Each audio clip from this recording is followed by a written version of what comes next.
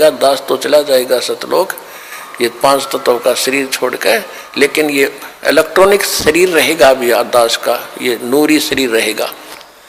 अब भक्ति तो ये दास कराएगा आपको भगवान की दी हुई। जो सौभाग्यशाली और अच्छी तरह ज्ञान को समझेंगे वो तो सतलोक चले जाएंगे।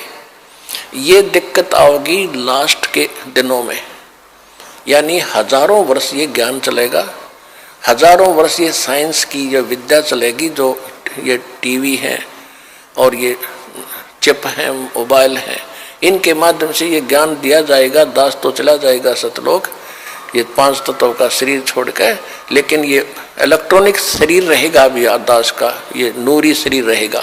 टीवी पर चला करेगा, नाम दिया करेंगे, नाम चलेगा। ऐसे तो फिर सार नाम भी टीवी सीडी से दिया जाएगा, दास के जाने के बाद व्यवस्था की जाएगी।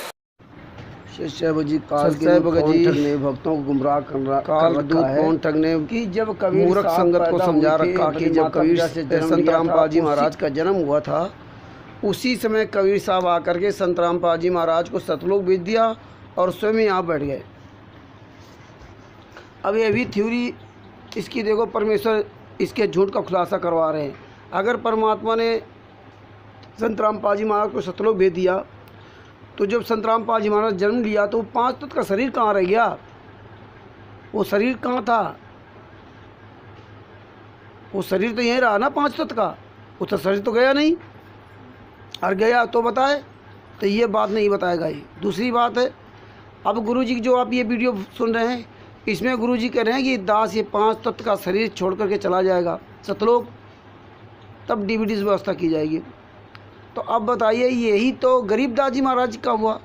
2 बार गरीबदास जी महाराज ने यहाँ शरीर छोड़ा, और ये पवन ठग कहता है कि साक्षात कबीर साहब हैं, कि गरीबदास जी महाराज संत धर्मदास जी महाराज से कबीर साहब ने कहा था कि मैं ही आऊँगा, तो वही आ गए। और अब कबीर साहब ने भ्रमण निवारण भी कर दिया कि परमात्मा नहीं आए तो हमें भेज दिया। और यही धनी धर्मदास जी से कहा था कि सतलोक में हम नौतम सूरत एक अच्छी आत्मा को छुपा रखा है, वो दास उसको भेजेगा। और यही परमेश्वर ने कबीर सागर सल्लात के पेज नंबर 83 पर भी लिख रखा, और भी कबीर सागर के अंदर लिख रखा। तो इस तरह परमेश्वर ने ये सबूत दिया। अब ये परमेश्वर कह रहे हैं कि गुरुजी कह रहे हैं कि मैं शरीर छोड़ के जाऊंगा, और ये पवन ठग के अनुसार तो शरीर छोड़ के जाना नहीं चाहिए, क्योंकि जब जब कबीर साहब इस पृथ्वी पर आए तब तब 7 शरीर आए और 7 शरीर गए। तो ये गुरु गद्दार पवन ठग है, इसको होश ही नहीं हम क्या बोल रहे हैं। ये काल का दूत है, केवल भ्रमित करने के लिए आप लोगों को अपने पीछे लगा रखा। और आप लोग गूंगे बहरे व्यक्ति हो, क्योंकि इसके जो ग्रुपों में जुड़ता है वो गूंगा बहरा अंधा लेड़ा लूड़ा जुड़ता, क्योंकि ये किसी को भी उस ग्रुप में मैसेज डालने का अधिकार या अपनी बात कहने का अधिकार नहीं दे रखा। केवल आप सिर्फ पवन ठग की सुनोगे। ये ऐसा तो नालायक आदमी है, तो वही लोग इसके ग्रुप में जुड़ेंगे जो उसी की तरह है। इस काल के दूत पवन ठग से क्वेश्चन नहीं करेंगे। मैं गुरुजी कह रहे हैं मैं शरीर छोड़ के जाऊंगा, और परमात्मा कहते हैं कि जो सतगुरु होता है वो शरीर छोड़ के जाता नहीं, जो पूर्ण परमात्मा होता है। क्योंकि संगत तो जब तक 99% मूर्ख है, उसको गुरु से ज्ञान से मतलब नहीं है। पवन ठग मैंने असर और संजय को अपना मुखिया बना रखा।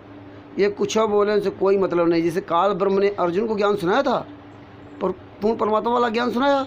अर्जुन कहता हाँ तो यहाँ से यहाँ से बढ़िया बढ़िया, एक के बाद वो अर्जुन काल ब्रह्म के ही चक्कर फंस के अपने कर्म तोड़वा लिया। तो ये भगत भाइयों समझो, और पवन ठग काल दूत से सवाल करो। सच साहिब, जय हो बंदी छोड़ी।